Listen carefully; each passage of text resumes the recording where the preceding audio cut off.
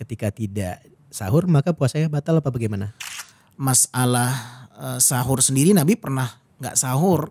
Ya kan kita cukupkan dengan makan kurma satu, minum terus misalkan ya udah tidur lagi gitu. Tidur lagi dan bisa menyebabkan tertinggal dari mengerjakan sholat subuh nantinya. Tentunya ini satu hal yang tidak terpuji untuk dia lakukan. Sebenarnya kenapa kita harus berpuasa? Bahkan tahapan di dalam Islam sebelum itu bisa batal. Itu pengaruh nih. It's time to post Proud of Sunnah. Bismillahirrahmanirrahim. Assalamualaikum warahmatullahi wabarakatuh. Kembali lagi di podcast Proud of Sunnah spesial Ramadan. Dan alhamdulillah pemirsa Sil TV, hari ini saya senang sekali kita bisa kembali menuntut ilmu dan tentunya mengambil faedah dan manfaat. Dan tentunya bersama guru kita. Alhamdulillah kali ini Allah mudahkan kembali kita bersama guru kita yang kita cintai karena Allah, Al-Ustadz Zamzami Junaid LC Hafizullah Ta'ala. Assalamualaikum warahmatullahi wabarakatuh Ustazi. Waalaikumsalam warahmatullahi wabarakatuh. Ustadz, kaifa haluk Ustadz? Khair, alhamdulillah. Kaifa khabar? Alhamdulillah Ustadz, semoga Allah kasih kesehatan Ustadz. Masya Allah. Ustadz, ini sudah lama tidak duduk kembali Ustadz, berdua Ustadz di acara kita yang tentunya semoga menuaikan manfaat untuk umat ini Ustadz. Tentunya kami kembali ingin ngobrol santai sama Ustadz, tapi maksud dalam santai ini kita ingin menuntut ilmu, kita ingin menuai faidah Ustadz. Dan apalagi dengan tema sekarang Ustadz Ramadan Ustadz. Masya Allah. Alhamdulillah Ustadz ya. Semoga Allah pertemukan dan lancarkan di bulan Ramadan ini Ustadz ya. Amin, amin, amin. Ustadz, ini Ustadz langsung aja Ustadz. Mungkin kalau membahas masalah Ramadan kan banyak banget nih Ustadz. Para pemirsa nih Ustadz yang mempunyai pertanyaan gitu Ustadz. Mungkin yang udah sering diulang-ulang tapi ya qadarullah lupa lagi terkait misalkan hukum-hukum seputar Ramadan, fikih-fikih seputar Ramadan Ustadz, ataupun mungkin seputar hikmah ini Ustadz. Nah Ustadz, berbicara tentang hikmah Ustadz, kita ingin membahas tentang sahur nih Ustadz. Masya Allah. Masya Allah Ustadz. Kalau puasa kalau nggak sahur nggak afdal Ustadz ya? Bagaimana Ustadz? Barakallahu fikum. Ana buka dulu ya. Saya Ustadz Fadhil Ustadz. Alhamdulillah, salatu wassalamu ala rasulillah wa ala alihi wa ashabihi wa la hawla wa la quwwata illa billah amma ba'd. Naam. Memang dalam masalah sahur ini Nabi SAW mengingatkan para sahabatnya, terkhusus kita ya sebagai umatnya. Nabi mengatakan jangan tinggalkan sahur. Jadi memang sudah ada semacam terghib ya, motivasi dari Nabi SAW bahwa sahur itu jangan sampai ditinggalkan gitu. Karena memang di sahur itulah adanya keberkahan. Nabi SAW mengatakan as-sahuru aklatu barakah. Sahur itu adalah makanan yang penuh dengan keberkahan. Baik. Nah, tasahharu kata Nabi. Dalam bentuk perintah Nabi SAW mengatakan bahkan hendaklah kalian senantiasa sahur. Fala tada'u, jangan kalian tinggalkan sahur itu. Nah, Ustadz, ya karena kan sahur di bulan Ramadan apakah nanti sama dengan sahur yang ketika puasa yang di luar Ramadan gitu Ustadz? Nah, apakah beda? Mungkin kan makanya Masya Allah Ustadz jelaskan tadi sampai Nabi menganjurkan kita jangan sampai meninggalkan sahur Ustadz. Apakah, pertanyaan gini Ustadz simpelnya, apakah sahur ini wajib ketika tidak sahur maka puasanya batal apa bagaimana Ustadz? Memang dalam lafaz hadis Nabi SAW itu menyebutkan dalam bentuk perintah ya. Tasahharu, hendaklah senantiasa kalian sahur gitu kan. Akan tapi para ulama mengatakan bahwa sahur itu tidak sampai kepada tahap wajib. Tapi dia bersifat sunnah muakkadah ya. Tidak sepatutnya untuk ditinggalkan, itulah bahasanya. Dalam arti kalau seandainya seorang itu meninggalkan sahur ya tetap sah puasanya. Puasanya masih sah Ustadz ya. Bahkan dalam masalah sahur sendiri Nabi pernah nggak sahur dalam puasa sunnah. Puasa sunnah. Ya karena tadi antum bertanya tentang masalah puasa di Ramadan dan di luar Ramadan apakah sama ketentuannya? Iya Ustadz. Maka kita katakan secara hukum asal sama, ya, sahur sama. Tetapi bedanya dalam sisi niat. Kalau puasa sunnah itu boleh, sunnahnya itu nggak dari malam. Oh sahurnya nggak dari malam. Nggak dari malam. Itu maksudnya gimana Ustaz? Jadi dalam hadis Nabi mengatakan man lam yubayyitin niyah fala siyamalah. Barang siapa yang tidak menjatuhkan niat di malam hari, tidak ada puasa bagi dia untuk esoknya. Untuk puasa Barang siapa yang tidak menjatuhkan niat di malam hari, di malam harinya besok akan mau ada puasa. puasa untuk dia di esok harinya. Jadi emang niat itu dijatuhkan di malam hari, besok saya mau puasa. Nah, tetapi apakah ini bersifat umum? Para ulama menerangkan ada pengecualian dalam hal puasa sunnah. Kalau puasa sunnah itu tidak mesti harus niatnya di malam hari. Kenapa? Karena pernah satu kejadian Nabi SAW mendatangi Aisyah di waktu duha dan beliau bertanya kepada Aisyah, apakah engkau memiliki sesuatu yang bisa dimakan? Hal indaki syai' minat ta'am? Apakah engkau memiliki sesuatu yang bisa dimakan? Aisyah mengatakan tidak ada ya Rasulullah. Maka Nabi mengatakan kalau begitu saya sekarang berpuasa. Oh Masya Allah. Waktu kondisi itu Ustaz, Waktu duha itu langsung Nabi SAW niatkan untuk berpuasa. Karena gak ada yang bisa dimakan, Nabi langsung niatkan untuk berpuasa. Tapi untuk puasa yang wajib, maka para ulama mengatakan bahwa niatnya itu harus dari malam itu. Nah, berbeda dengan puasa sunnah. Nah, dia boleh untuk diakhirkan atau memang dalam kondisi yang memang tidak ada yang bisa dia makan, bisa dia niatkan untuk puasa di hari itu. Nah, baik, di situ letak perbedaan tadi Ustaz ya, di puasa yang wajib di Ramadan dengan puasa sunnah Ustaz ya. Tapi bukan berarti karena tinggalkan saja lah sahur. Karena memang sahur itulah keberkahan yang tidak sepatutnya untuk dilewatkan. Karena dalam hadis Nabi SAW mengatakan di antara keberkahannya itu fa innallaha wa malaikatahu yusalluna 'alal mutasahhirin. Karena Allah dan malaikat senantiasa bersalawat untuk mereka yang sahur. Oh, untuk orang-orang yang sahur di bulan Ramadan ini Ustaz. Masya Allah, mendapatkan doa dari para malaikat. Doa dari malaikat. Jadi bukan hanya sebatas makan minum saja sebenarnya inti dari sahur itu, tapi bagaimana dia mendapatkan keberkahan sahur itu sendiri. Wah, itu detailnya Masya Allah seperti apa Ustaz? Ini berarti kan sahur ini istimewa banget Ustaz ya, Masya Allah Ustaz ya. Makanya juga yang juga perlu kita ketahui bahwa agenda sahur itu bukan hanya makan dan minum. Bukan hanya makan dan minum, tapi diantaranya juga beristighfar. Istighfar. Nah, makanya kalau kita lihat di dalam surat Adz-Dzariyat ayat 18, ketika Allah berbicara tentang kebiasaan orang-orang yang bertakwa, ya, itu mereka beristighfar di waktu sahur, memperbanyak istighfar di waktu sahur. Ya, Allah Subhanahu Wa Taala berfirman, wabil ashari hum yastaghfirun, dan di kala sahur mereka orang-orang yang bertakwa itu senantiasa beristighfar. Jadi di waktu sahur itu di antara agendanya itu memperbanyak istighfar. Mohon ampunan gitu Ustaz. Iya. Beristighfar. Itu momen-momen yang ditunggu oleh orang-orang yang beriman. Sahur itu. Di momen sahur. Nah, karena di waktu sahur itulah Allah turun ke langit dunia. Karena masuk sepertiga malam terakhir. Nah, sepertiga malam terakhir Allah turun ke langit dunia. Kemudian Allah mengatakan, man yastaghfiruni fa'aghfirullah. Barang siapa yang meminta ampunan kepadaku akan aku berikan ampunan. Barang siapa yang meminta hajat kepadaku, man sa'alani la'u'tiyannahu. Aku akan berikan apa yang dia inginkan. Wa man ista'adzani la'u'idhannah. Barang siapa yang meminta perlindungan kepadaku akan aku berikan perlindungan. Jadi sangat istimewa sekali waktu sahur itu. Untuk tidak sepatutnya ditinggalkan. Dilewatkan dan ditinggalkan Ustaz ya. Dan waktu sahur itu ada setiap hari. Bukan hanya di Ramadan saja. Bukan hanya di Ramadan Ustaz. Bukan, di luar Ramadan juga ada. Maksudnya gimana Ustaz? Sebagaimana puasa sunnah ada di luar Ramadan, maka waktu sahur pun juga ada di luar Ramadan.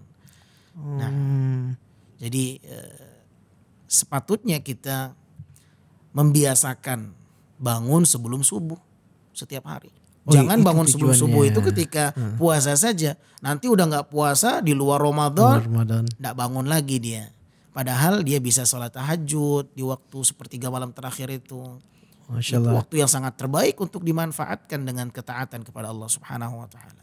Baik, izin Ustaz, Afwan Ustaz. Berarti seperti yang Ustaz jelaskan Ustaz, ini kan Ustaz di luar di luar sahur dan Ramadan ini kan tadi Ustaz menjelaskan tentang hadis Allah turun nih Ustaz ke langit bumi Ustaz ya. Ini kan setiap, maksudnya di luar Ramadan juga seperti itu kan Ustaz. Berarti tambah istimewanya di bulan Ramadan dan di waktu sahur itu Ustaz ya. Sahih. Berarti inilah kita untuk belajar dan apa istilahnya ya, training Ustaz ya. Ya sahur ini bisa menjadi apa ya, upaya seseorang untuk melatih diri bangun di awal waktu. Bangun. Nah, Di jadi awal, baik. Ramadan itu kalau boleh kita istilahkan dia pesantren kilat. Nah, Saya. pesantren kilat yang mendidik kita, menggembleng kita ya untuk melakukan kedisiplinan. Bangun di awal waktu, ya kan? Nanti dia makan kemudian harus berhenti pada waktu dia harus berhenti makan. Baik. Jadi dia itu betul-betul harus memanfaatkan waktu yang ada. Nanti di waktu berbuka dia harus bersegera berbuka sunnahnya. Sehingga memang Ramadan itu mendidik kita untuk disiplin waktu sebenarnya. Memanfaatkan waktu yang ada maksimal dalam ketaatan kepada Allah Azza wa Jalla. Nah, Termasuk salah satu di waktu sahur ini tadi Ustaz ya. Nah balik lagi pembahasan nih Ustaz. Jazakallah khair Ustaz. Hayakumullah. Ini begitu istimewa sahur sampai kadang mungkin kita mikir Ustaz. Ada orang-orang mungkin saudara-saudara kita mungkin ataupun mungkin Anda sendiri gitu. Di satu waktu yang mungkin kita berat sekali ini Ustaz. Mungkin Ustaz mau bangun kita cukupkan aja dengan mungkin misalkan kita bangun sahurnya jam 4 gitu Ustaz. Ya kan kita cukupkan dengan makan kurma 1, minum terus misalkan ya udah tidur lagi gitu menunggu waktu subuh. Nah, untuk ini bagaimana Ustaz? Ada nasihat khusus atau bagaimana nih Ustaz? Sebelum Anda jawab pertanyaan itu, ada yang menarik tadi apa yang antum singgung ya. Iya Ustaz. Jadi terkait masalah sahur ya kan, makan dengan sebutir kurma gitu. Gitu Ustaz. Jadi memang ternyata makan kurma di waktu sahur itu sunnah. Oh, malah disunahkan Ustaz. Sunnah ya. Jadi bukan hanya ketika berbuka saja ya. Oh, Nah, jadi Nabi SAW pernah menyebutkan dalam sebuah hadis ya, ni'mat sahuril mu'min at-tamr. Nikmatnya sahur seorang mukmin itu ketika dia makan kurma. makan kurma tamar, kurma ini Ustaz ya? Ya kurma lah, mau kurma yang basah bebas, secara umum atau kurma kering atau kurma muda ya kan. Intinya kurma tamar. Nah, dan itulah sebaik-baik dan nikmatnya sahur orang yang beriman kata Nabi SAW. Makan kurma. Bukan berarti nggak boleh makan yang lain ya, dia boleh ya, dia makan nasi silahkan ya kan. Tapi sempatkan makan kurma 1 butir atau 2 butir atau 3 butir. Oh, afwan nggak ditentukan berapa jumlah nggak Ustaz ya? Nggak mesti. Dan itu jangan sampai dilewatkan. Dan dari sekarang kaum muslimin yang biasanya sahurnya nggak pakai kurma atau tidak menyempatkan memakan beberapa butir kurma, dari sekarang harus dibiasakan itu. Ya kan, dan ada keutamaan itu Ustaz berarti Ustaz? Tentunya karena semakin kita mengamalkan sunnah-sunnah Nabi dalam ibadah ini, maka insya Allah nilai ibadahnya semakin berkualitas. Masya Allah. Nah, makanya dalam kitab yang dikarang oleh Syekh Salim bin Eid Al-Hilali, kemudian Syekh Ali Hasan Al-Halabi, sifat puasa Nabi SAW, bahwa puasa itu nilainya di sisi Allah Subhanahu Wa Taala itu bertingkat-tingkat. Semakin dia berupaya keras untuk meneladani Nabi SAW di dalam puasanya, maka semakin besar pahalanya dan semakin berkualitas nilai ibadahnya. Wah, dan itu terkait memakan kurma di waktu sahur tadi salah satunya Ustaz. Dan tidak menutup kemungkinan juga orang yang berpuasa itu nggak dapat pahala juga. Iya. Jadi memang bagaimana kita berpuasa itu penting. Bagaimana kita berpuasa, jangan sampai puasa kita sia-sia, ya tidak dibalas kebaikan oleh Allah Azza wa Jalla. Maka Nabi mengatakan sallallahu alaihi wasallam, rubba shaimin laisa lahu min siyamihi ilal ju'i wal 'atash. Betapa banyak orang yang berpuasa namun mereka tidak mendapatkan dari puasanya kecuali lapar dan haus. Nah, dan ini ancaman yang perlu dicemaskan oleh mereka yang sedang menjalani ibadah puasa. Artinya ada sebab-sebab yang mungkin saja membuat puasa mereka tidak diterima oleh Allah Subhanahu wa taala. Nah, baik Ustaz, berarti Ustaz terkait makan sahur tadi Ustaz. Nah, kalau kita alhamdulillah mengikuti sunnah tadi makan kurma, alhamdulillah Ustaz. Tapi tadi kan mungkin balik lagi belum dijawab gitu. Belum dijawab. Jadi sebagian orang memang selepas sahur balik tidur ya. Bangunnya udah azan, ada yang komat gitu lagi mungkin Ustaz ya. Kalau seandainya dia tidur lagi dan bisa menyebabkan tertinggal dari mengerjakan sholat subuh nantinya, tentunya ini satu hal yang tidak terpuji untuk dia lakukan. Karena seharusnya seorang muslim berupaya keras bagaimana dia berlomba-lomba dalam kebaikan.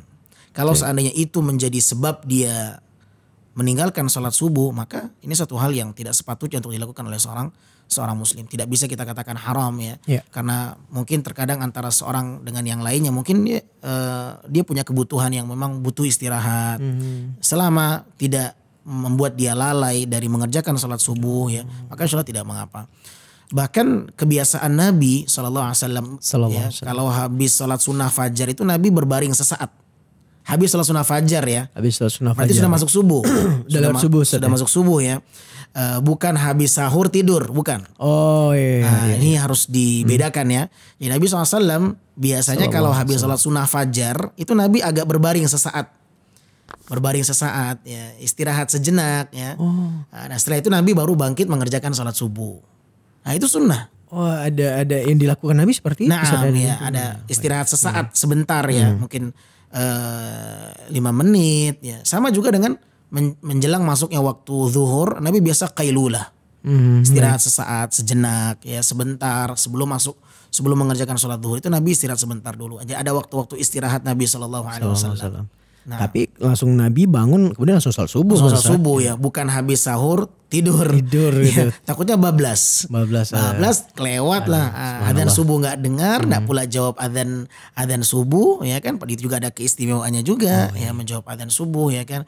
Nggak pula dia mengerjakan sholat sunnah fajar, nggak pula dia mengerjakan sholat subuh berjamaah. Jadi banyak hal-hal yang membuat dia akan rugi nantinya. Masbuk, Padahal Ramadan itu bulannya ibadah. Oh, bulan ini. Nah, Ramadan itu bulannya ibadah. Maka hal-hal yang bisa membuat dia melalaikan ibadah, nah itu harus diantisipasi.